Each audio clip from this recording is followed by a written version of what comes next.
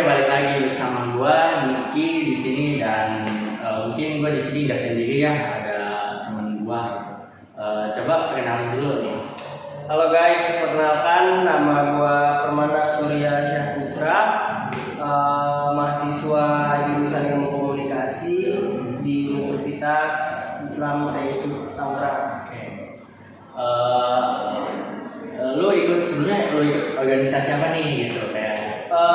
Himpunan. Ikut organisasi di kampus, ikut himpunan mahasiswa jurusan Ilmu Komunikasi Himiko namanya Unis.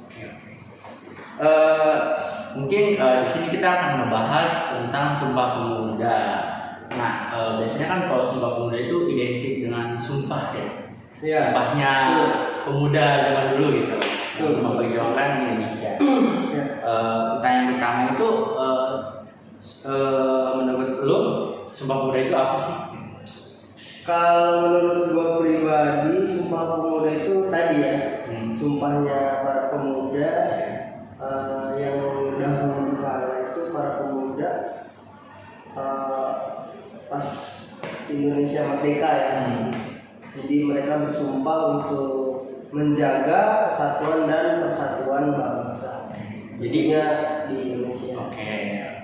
Mungkin lebih ininya cinta terhadap tanah air itu sendiri. Betul ya, karena kan dari isinya aja udah sini udah kami putra dan putri Indonesia mengaku bla bla bla. Itu semua bahasa yang digunakan demi persatuan dan kesatuan. Terus pertanyaan kedua,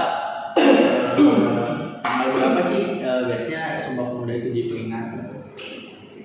Untuk tanggalnya kan baru kemarin ya, sehari Sumpah Pemuda itu diperingati setiap tanggal 28 Oktober. Nah, biasanya kan di tanggal segitu kan mungkin anak-anak sekolah pada ngadain acara mungkin ya untuk Sumpah Pemuda itu, jadi untuk memperingati itunya. Ya. Biasanya sih acara-acara kepemudaan ya biasanya gitu. Biasanya kalau di lingkungan rumah tuh biasanya organisasi yang suka ngadain acara kepemudaan tuh Karang Taruna. Ya, betul. Entah ada lomba apa biasanya kepemudaan tuh, entah tuh ada lomba-lomba lah, puisi atau karya lah, intinya kan para pemuda itu berkarya aja gitu karena ya zaman dahulu itu kan kalau makna dari Sumpah Pemuda itu ya tadi sumpahnya para pemuda untuk menyatukan seluruh pemuda-pemudi di Indonesia gitu kan, karena di zaman dahulu tuh mungkin untuk mempererat lagi gitu esensi dari kesatuan dan persatuan tadi ya. Kalau di lingkungan sekolah mungkin anak-anak bikin acara banyak ragamnya sih, yang penting kalau sekarang ini kebanyakan sih acaranya itu biasanya lebih di kreasi gitu kan, berkarya lah. Harus berkarya. Jadi mungkin untuk mengekspresikan diri mereka. Iya, untuk mengekspresikan diri mereka dengan di belakang itu ada maksud dan tujuan sebetulnya, yaitu demi damai lah, hidup damai, cinta, perdamaian gitu kan. Karena kan emang kita sudah merdeka ya. Merdeka juga gitu kan. Jadi menurut gua pribadi di sisi lain antara kesatuan dan persatuan, tapi di balik itu juga sekarang itu masih harus terus diperingati karena tanpa adanya perdamaian dan cinta itu masih kurang. Nah, pertanyaan ketiga paling ini sih, nilai-nilai apa aja sih yang terkandung dalam Sumpah Pemuda itu menurut Permana sendiri? Kan pendapat orang beda-beda. Kalau menurut gue pribadi ya, kalau nilai-nilai yang terkandung sih intinya demi persatuan dan kesatuan gitu, karena yang terkandung juga ada unsur Pancasilanya, bukan ada Undang-Undang 1945 Pancasila juga memiliki poin-poin ya, ada 5 poin itu penting sekali buat pegangan kan, apalagi buat para pemuda. Tujuannya tadi untuk persatuan, kesatuan dan keutuhan gitu kan suatu bangsa para pemuda. Dan kalau untuk di Undang-Undang Dasar pun sebetulnya udah jelas lah ya, udah tertuang di dalam pembukaan Undang-Undang Dasar itu semua isinya gitu kan. Intinya sih yaitu tadi demi persatuan dan kesatuan, karena di Indonesia itu sendiri kan sebetulnya kita punya banyak banget yang namanya suku gitu, budaya, bahasa, agama juga kan, kita banyak macamnya, beragamnya gitu. Makanya ada semboyan Bhinneka Tunggal Ika, dimana dari situ pun ada nilainya juga gitu, bahwa kita boleh beda gitu, tapi kita harus tetap satu. Untuk nilai-nilai yang terkandung dalam Pancasila itu menurut gue sih. Yang keempat, kita nih sebagai pemuda kan yang melanjutkan bangsa ini ke depannya. Iya. Terus cara lu nerapin semangatnya Sumpah Pemuda itu gimana sih? Oke. Nah, ini penting juga nih guys buat kita gitu ya, sebagai pemuda gitu, buat kalian-kalian para pemuda juga apa ya? Memang belum seutuhnya gitu gua melakukan esensi atau makna mewujudkan gitu, dalam cita-cita mewujudkan nilai yang terkandung dalam Sumpah Pemuda dalam kehidupan sehari-hari itu memang belum terlalu sempurna kan, kadang ya namanya manusia gitu kan. Cuma kalau menurut gue sih paling sederhananya itu ini aja, pada saat kita berkomunikasi atau kita bersosialisasi dengan orang lain ya menggunakan bahasa Indonesia yang baik dan benar itu kan bisa. Terus juga ikut turut serta gitu melaksanakan hari-hari besar negara kita gitu. Tentunya Indonesia gitu kan punya banyak tuh, ada 17 Agustus ya, itu momen penting gitu ya dalam sejarah negara kita gitu kan. Kita ikut memperingati, memeriahkan gitu hari kemerdekaan Indonesia, atau memperingati juga hari pahlawan kayak gitu. Kita juga tentunya nih di topik kali ini kan kita juga memperingati Sumpah Pemuda sendiri gitu sih. Sama ini deh, kalau kita sebagai pelajar ya, kaum pelajar gitu, menurut gua dengan kita belajar sungguh-sungguh, belajar dengan giat dan bisa untuk meraih cita-cita, menurut gua udah bisa sih kita menerapkan nilai-nilai dari si Sumpah Pemuda itu. Jadi pada intinya kita harus semangat dulu ya dari dalam diri kita. Karena kan kita harus juga memperkenalkan Indonesia ke kancah luar. Betul sekali. Itu setuju sih kalau ya. Ayolah, Sumpah Pemuda. Jangan malas-malasan. Ya. Terus mungkin pertanyaan kelima, dampak yang kita akan nerapin semangat Sumpah Pemuda itu gimana sih? Dampak yang diterima kalau kita, dampak yang kita rasakan atau untuk diri kita atau untuk negara ya, mungkin untuk negara. Untuk negara. Kalau dampaknya jika nilai Sumpah Pemuda, nilai-nilai yang terkandung dalam Sumpah Pemuda itu tidak diterapkan, dampak pada suatu negara ya terjadinya perpecahan. Apalagi tadi ya, kita negara yang memiliki banyak latar belakang suku, budaya gitu kan, agama gitu, itu kalau nggak ada atau kita tidak menerapkan nilai-nilai dari Sumpah Pemuda itu sendiri ya, menurut gua pecah udah gitu kan, bakalan nggak kekontrol lah gitu. Ditambah lagi karena adanya budaya luar gitu kan, globalisasi gitu kan, banyak budaya-budaya luar yang sudah masuk. Nah, termasuk sekarang juga kalau gua ngeliat ya pemuda-pemuda zaman sekarang pun gitu, lebih tertarik atau lebih suka dengan budaya luar. Betul. Cuman menurut gua nggak jadi masalah kalau misalnya bisa kalian seimbangkan dengan budaya lokal gitu, budaya kita sendiri gitu. ya syukur-syukur kalau kalian bisa mengkolaborasi antar dua budaya Iya. ini itu kan akan tercipta inovasi baru, entah itu apa gitu kan. Nah itu bisa disebut suatu karya gitu. Dari situ pun sebetulnya kalau kalian memiliki karya, kalian sudah menerapkan nilai-nilai Sumpah Pemuda tadi gitu sih. Nah efek atau dampak pada suatu negara pun itu wah sangat bahaya sih, terasa juga pasti gitu karena udah jelas ya isinya kalau kalian telaah kata demi kata gitu ya isi dari Sumpah Pemuda itu wah itu enggak bukan main-main, apalagi itu sumpah gitu kan. Itu disumpah gitu sih. Hancurlah negara gitu kan, banyak jadi perpecahan kalau untuk negara. Nah kalau untuk diri kita pribadi ya, kita tidak memiliki identitas yang stabil atau tidak tetap sih kalau menurutku. Karena ya bakalan berubah-ubah gitu. Nggak punya yang namanya nilai nggak punya yang namanya nilai autentik gitu di dalam diri kayak gitu. Jadi kalau bisa ada orsinil gitu atau ada komersialitas gitu dalam diri kita gitu. Ya tentunya kita adalah pemuda-pemuda Indonesia.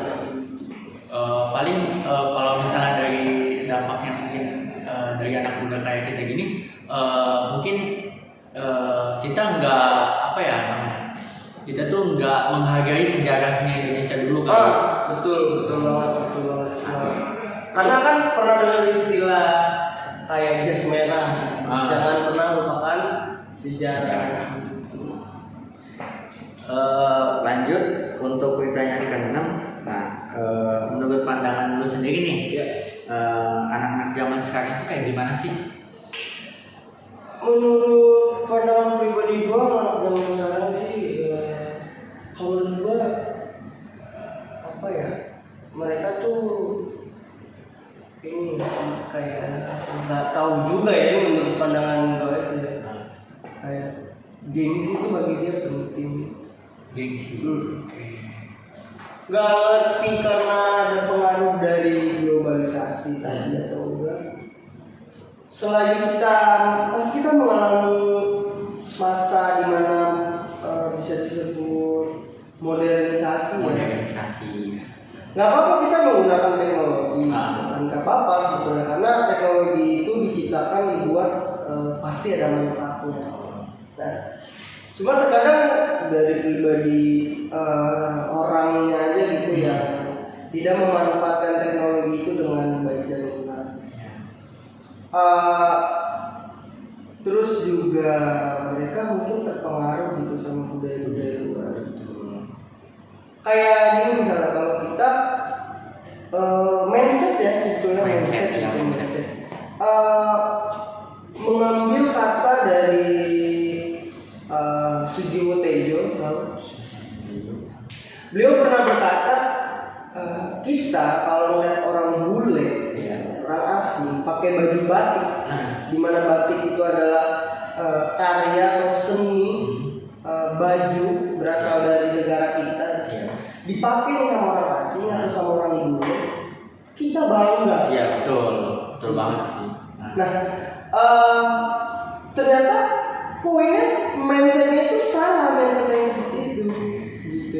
Nah, mindset yang betul itu harusnya si bulenya yang bangga, jangan kitanya. Nah, beliau pernah berkata seperti itu. Kalau kita ngeliat orang bule pakai batik, kita yang bangga, salah. Yang betul itu ya harusnya si bule yang bangga kayak gitu. Nah, itu sebetulnya ada mindset yang harus kita tanamkan seperti itu. Karena apa ya? Jangan kayak gini, tadi tuh mindset kalau dari yang tadi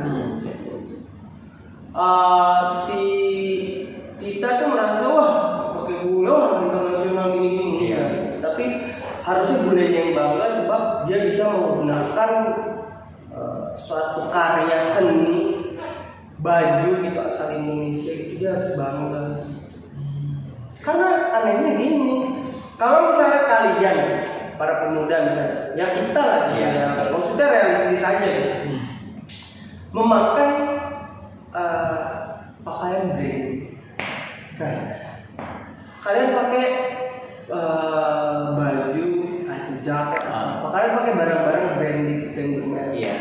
Dengan harga sekian, juta-jutaan lah. Betul.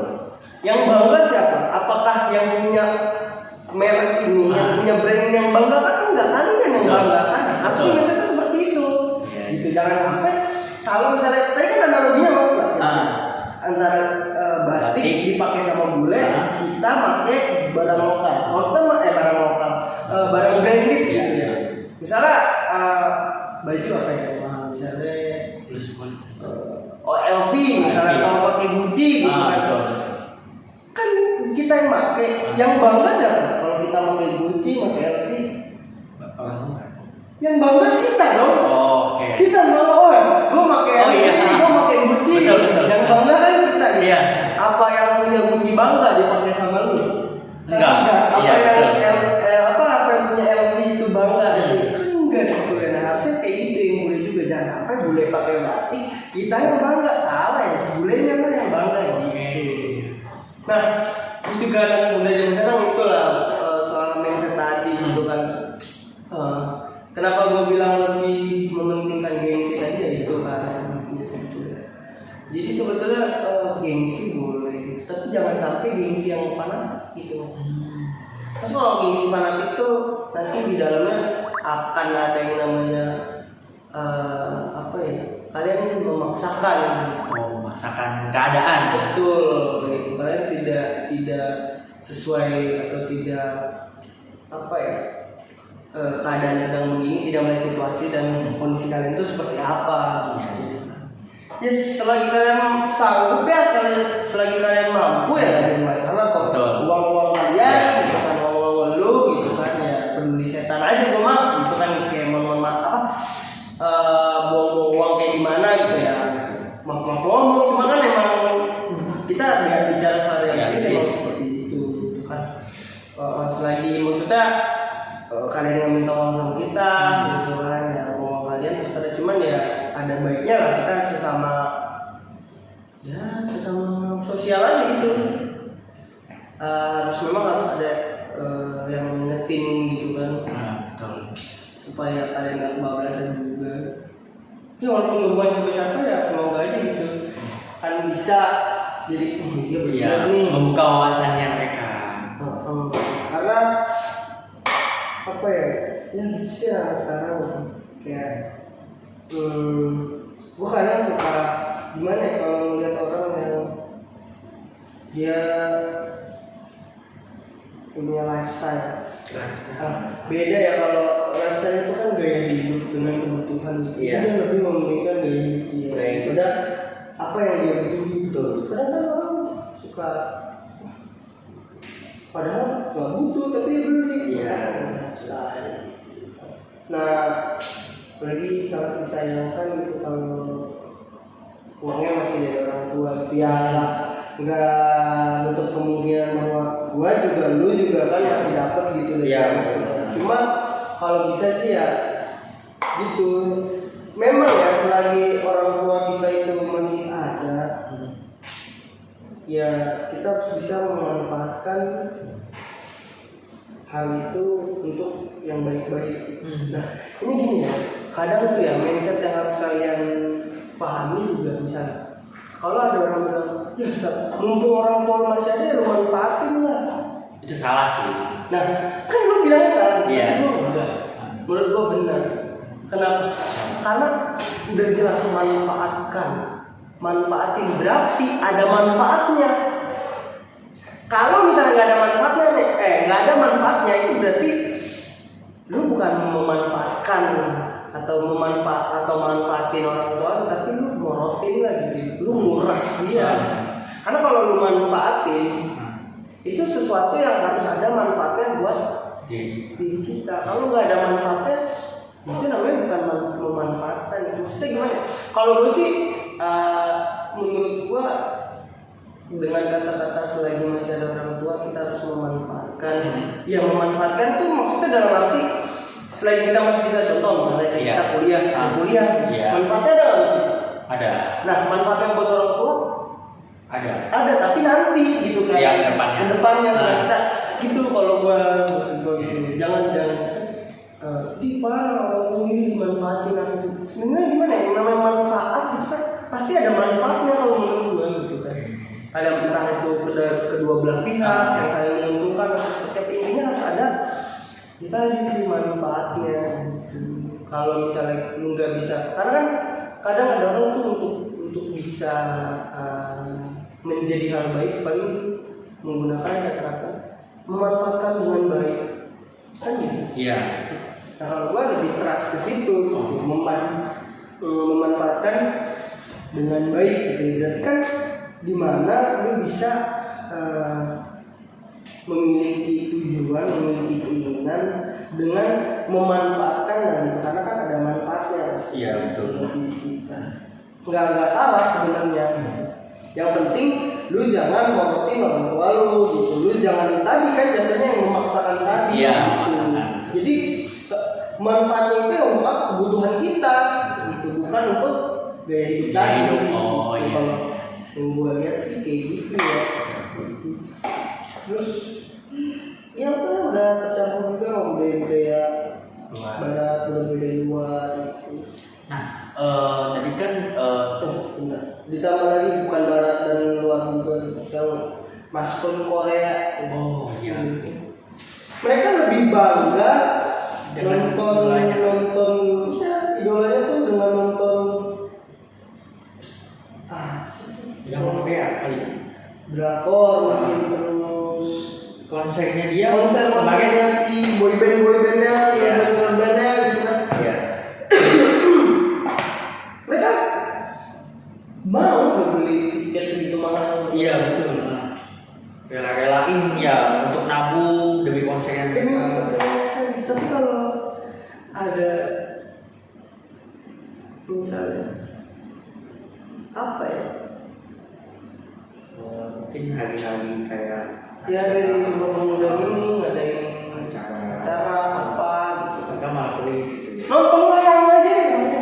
Oh iya wayang. Si ada tuh pemuda sekarang kan. Gak ada sih. Gak ada sih, walaupun gue sendiri pun jarang-jarang ya. Cuma tahu aja gitu kan kayak kisahnya si wayang tuh yang gue tahu si Semar gitu kan. Terus ada lagi ada tentang ada wayang itu Sunan lupa Sunan siapa, jadi menceritakan tentang sholat 5 waktu. Oh oke. Pernah dengar itu nggak sih?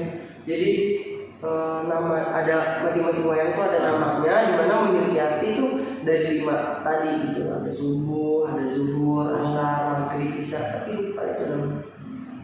Kisah apa gitu. Tapi tahu lah saya.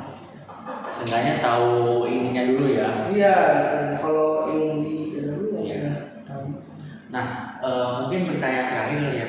Nah, pandangan lu sendiri tentang anak-anak SMP yang sekarang mungkin banyak tawuran, terus ikut gangster segala macam, itu gimana sih? Mereka tuh mungkin kalau menurut gua pribadi mereka tuh mungkin udah melenceng gitu loh dari posisinya mereka sendiri gitu loh. Emang agak sulit ya sebetulnya karena kita ada pengaruh. Kalau kita lihat kan sekarang lagi naik TikTok itu, TikTok aplikasi. Oh iya. Ini nggak apa-apa ya TikTok. Oh iya. TikTok. Gak apa-apa.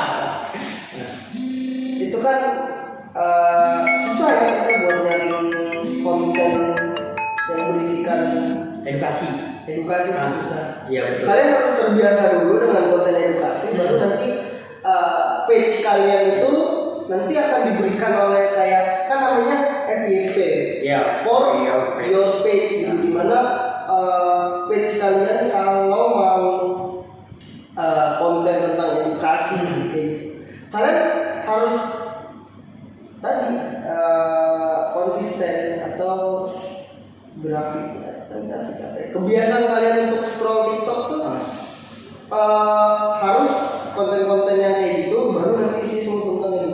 yang sering gitu ya, walaupun kemik sama yang lain, tapi lebih sering karena apa sebutannya tuh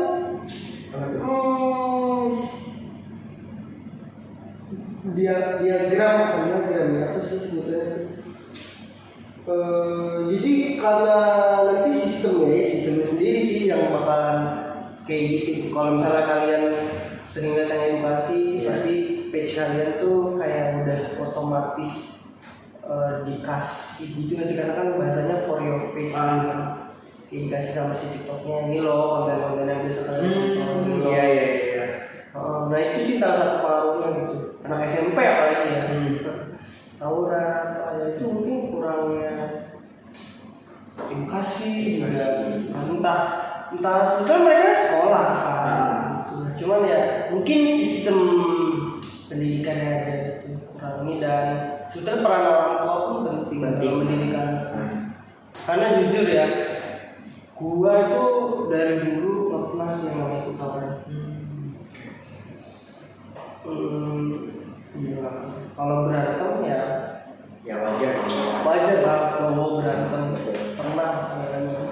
Ya berantem juga semata-mata bukan untuk pengen jadi jagoan enggak gitu. Karena gua harus defense itu, mempertahankan membela diri, betul. Tidak hanya semata-mata untuk membela diri, bukan untuk gue jagoan gitu, enggak gitu. Dan itu tuh sebenarnya nggak bisa gitu kalau berantem ya, kayak menurut gue gue cuma defense aja gitu, untuk membela diri gitu kan.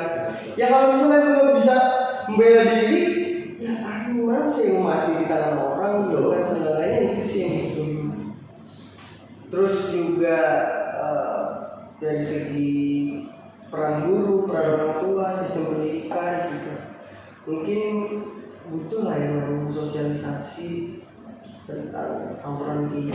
Karena gue sih suka kesel aja dia anak SMP, SMA ibunya gitu, melahirkan, dirawat gitu. Mengandung dulu dari mengandung 9 bulan, dirawat sampai umur SMP ya kan, umur berapa sih? SMP 14, 15 kan, 14, 15, 16, 17 tahun tiba-tiba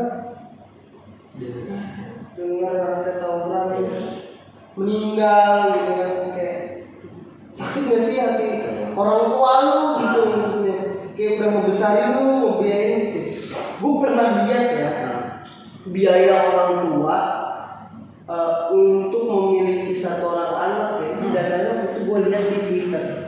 Jadi orang tua itu, lu ya hidup di Indonesia nih, begitu lu lahir ya, lu dibesarkan sampai umur 21 tahun, itu orang tua tuh menghabiskan biaya kurang lebih sekitar 996 juta untuk membesarin lu sampai umur 21 tahun dari lu lahir atau dari lu di dalam kandungan gitu.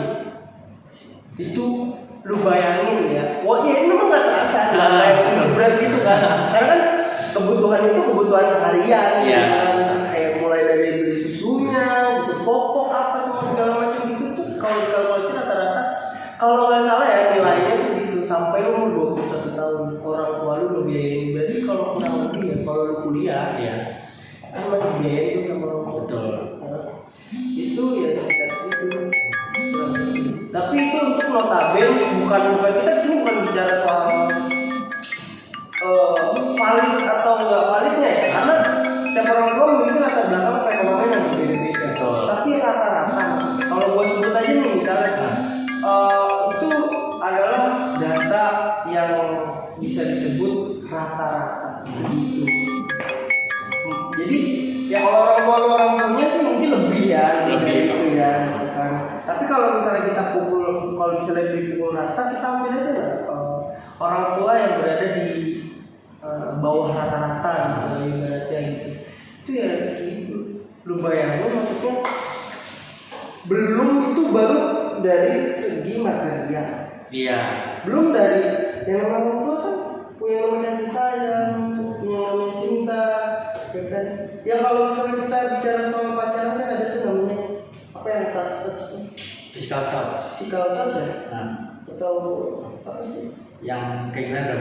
Ya pokoknya gitu lah gitu. Itu kita sama orang tua pun ada. Karena cinta pertamanya anak laki-laki itu adalah Ibunya. dan cinta pertama anak perempuan adalah ayahnya gitu. Jadi udahlah gitu. Sayang tak. Maksudnya lu masih muda, SMP, SMA. Perjalanan lu tuh jauh banget. Dan gua aja yang kayak gini gitu, maksudnya masih 20 tahunan ya itu udah itu panjang banget. Itu masih harus ada tahap-tahap lagi yang harus kita jalani. Karena kalian lulus dari sekolah, dari SMP, itu bukan kadang ada orang kayak udah berakhir nih perjalanan gue ya, perjalanan di SMP saja. Setelah itu akan masuk lagi apa? SMA. Terus setelah itu lulus SMA, wah akhirnya perjalanan gue udah selesai sampai di sini gitu. Sebenarnya kalau lanjut lagi nanti ke kuliah gitu ya lu baru mulai lagi. Tapi dari segi kehidupan ya, esensinya itu adalah ketika lu lulus dari bangku kuliah. Sebab sampai situ bukan akhir dari sebuah perjalanan. Betul. Nah, tapi setelah lulus dari kuliah, perjalanan itu baru dimulai. Betul. Namanya hidup. Itu yang namanya hidup, esensi dari hidup. Sebab kalau lu dari SD atau dari TK aja, SD, SMP, SMA sampai kuliah itu, lu masih punya nama orang tua. Lu masih tanggung lah dia sama dia. Karena kalau idealnya di orang 21 tahun itu udah lulus kuliah, ya kan? Iya. Gitu. Nah, nextnya ke depan gitu. Ini maksudnya 21 itu tadi gue sebut ideal ya. Ideal bukan lu gap year, bukan lu skip berapa tahun dulu baru kuliah, enggak. Itu jangka waktu ideal.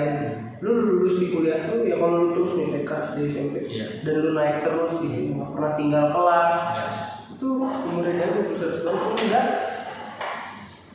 kelar di kuliah. Nah, begitu lu kalau lu pengen tahu yang namanya hidup itu seperti apa, esensi dari makna kata-kata hidup itu nanti setelah lulus dari bangku kuliah itu bukan akhir dari sebuah perjalanan, itu mah akhir dari sebuah pelajaran gitu. Tapi kalau untuk kehidupan ya itu nanti baru dimulai tuh kehidupan yang benar tuh, kehidupan kayak gimana sih, makanya siap-siap lah. Dan SMP masih SMA masih panjang gitu. Bisa nggak mau yang namanya ngerasain ya? Soalnya kalau kita bicara mau ngerasain yang namanya ya kalau terlalu jauh sih memang nggak mau ngerasain yang namanya keluarga atau siapa orang tua yang didik kita dari kecil, ngerawat kita dari kecil sampai kita gede kayak sekarang, terus kita cuma mati cuma karena tawuran. Apa sih yang didapat? Nggak ada. Apa yang mau dicari dari tawuran? Jadi pesan gua adik-adik yang masih SMP, masih SMA udah belajar aja ya, yang rajin gitu. Karena sebetulnya negara ini butuh orang-orang seperti kalian untuk meneruskan bangsa ini. Betul, untuk jadi penerus satu bangsa. Mungkin dari obrolan kita tadi mungkin cukup aja kali ya, karena mungkin durasinya juga udah banyak kali. Ya. Terus paling terima kasih ya Bun. Ya, sama-sama. Sudah datang. Ya, terima kasih dulu kan udah diundang nih. Mungkin kurang lebihnya mohon maaf. Assalamualaikum warahmatullahi wabarakatuh.